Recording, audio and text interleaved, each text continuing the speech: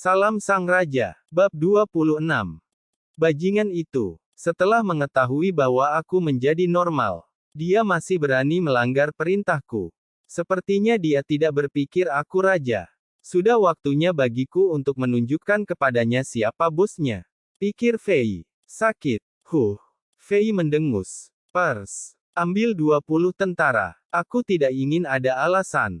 Bawa Gil ke sini. Bahkan jika kamu perlu mengikatnya. Jika ada yang berani menolak, aku beri kamu izin untuk membunuh mereka di tempat. Suara Fei dingin. Semua orang merasakan kemarahan raja dan tatapan membunuh di matanya. Siap, Yang Mulia. Pers sangat senang. Raja yang tegas dan terkemuka ini adalah tipe yang ingin didukung dan dijanjikan oleh rekan-rekan prajuritnya.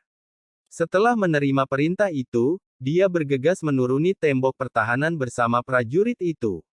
Brooke, kirim seseorang untuk memanggil hakim militer Kongka dan Warden Oleg untuk membantu pertahanan. Jika mereka berani melawan, bunuh mereka di tempat. Fei mengirim 2 perintah berdarah dingin ini. Dia akan memberi mereka pelajaran.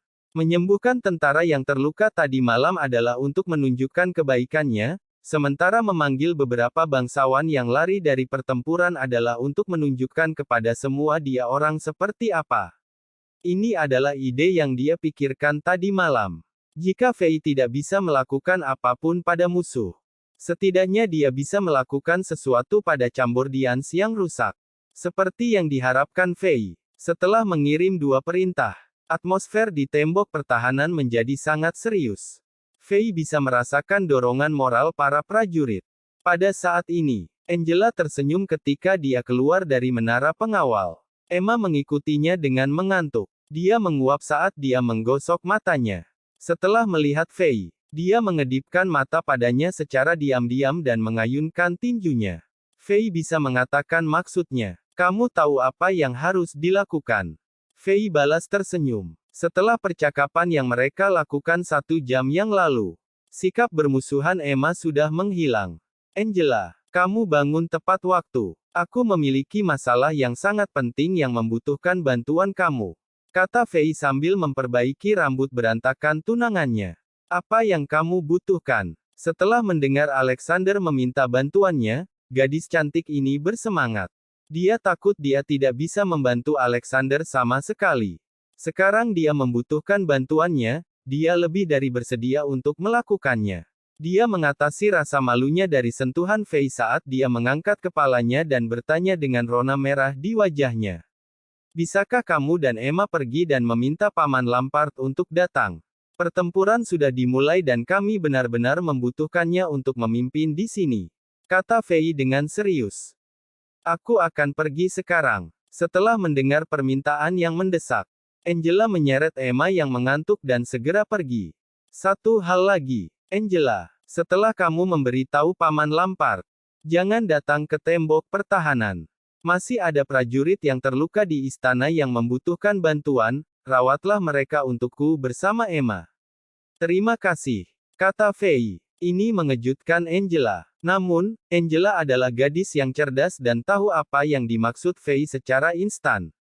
Pertempuran akan segera dimulai, sehingga tembok pertahanan akan menjadi sangat berbahaya.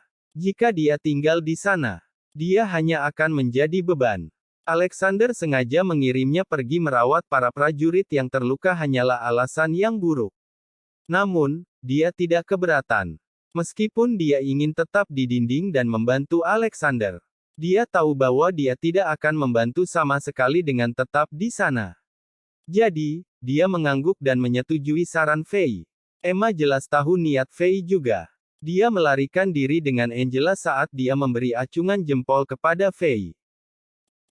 Setelah 20 menit, musuh-musuh di seberang sungai telah berkumpul bersama. Banyak formasi infanteri persegi melangkah keluar dari markas musuh dan mendekati dinding pertahanan Chambord.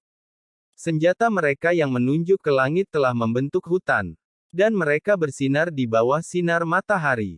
Musuh-musuh ini jelas adalah prajurit yang terlatih dengan baik. Melihat dari jauh, orang-orang di tembok pertahanan merasakan tekanan perang secara instan. Saat Fei mengamati musuh di luar tembok, suara berisik datang dari punggungnya. Jangan menyentuhku dengan tangan rendahanmu. Persetan. Sial, aku akan membunuh kalian semua dengan bodoh nanti. Sebuah suara yang akrab namun sombong terdengar. Fei berbalik untuk melihat Gil yang diikat dibawa ke dinding pertahanan oleh Pers. Lemak ini tidak tahu bahwa peruntungannya sudah berakhir. Berteriak dan menjerit-jerit saat dia tiba. Pupil mata Fei berkedut saat dia melihat lelaki yang berdiri di belakang Gil. Itu adalah pria tua yang mengenakan jubah sutra merah. Dia kurus, sekitar 5,8 kaki, dan memiliki hidung melengkung. Wajahnya tampak suram dan matanya tanpa sadar menyipit. Dia sedikit bungkuk, tapi dia berjalan dengan tenang dan mantap. Rambut putihnya disisir bersama oleh cincin rambut emas permata. Orang tua ini terlihat kuat. Bukankah dia? Ketika Fei berpikir, Pers datang dan tertawa. Yang mulia, kami telah membawa Gil ke sini seperti yang kamu perintahkan. Tapi kami harus mengikatnya, hahaha. Dia kemudian menunjuk pada orang tua itu dengan warna merah. Namun, Kepala Menteri Buzzer juga ada di sini. Ini adalah orang tua yang mengendalikan Chambord atas nama Alexander. Fei memperhatikan pria tua itu. Untuk beberapa alasan, pria tua yang tampak rata-rata ini memberi Fei kesan ular yang berbahaya, ganas dan beracun. Yang mulia, aku perlu penjelasan. Ketika Fei mengamati pria tua itu melangkah dan bertanya dengan agresif kepada Fei. Yang mulia, aku ingin tahu hukum apa yang diputuskan anak aku, Gil, yang memaksa kamu mengikatnya dan membawa dia ke tembok pertahanan. Tolong beri aku penjelasan yang tepat. Untuk berkoordinasi dengan pertanyaan agresif ayahnya, Gil yang diikat berteriak pada Fei dengan marah. Alexander, kau idiot. Katakan pada kantong kotoran kelas rendah ini untuk melepaskanku. Fei mencibir. Kau ingin bersikap sombong di depanku. Pikirnya, dia bahkan tidak melihat Buzzer. Dia berjalan mendekati Gil dengan tenang dan mulai menamparkan Gil dengan brutal tanpa mengucapkan sepatah kata pun. Pia, pia, pia, pia. Setelah menamparkan 20 atau lebih keras, wajah Gil membengkak seperti balon yang mengembang. Fei sama sekali tidak bisa diremehkan. Kekuatan seorang barbar telah sepenuhnya menghancurkan Gil. Darah menetes dari sisi mulutnya. Setelah dia melakukan ini, dia perlahan berjalan ke Buzzer, dengan semua orang masih terkejut dengan tindakannya. Dia membersihkan tangannya dan tertawa dengan rendah hati. Aku raja. Apakah seorang raja harus menjelaskan dirinya kepada kamu ketika dia melakukan sesuatu?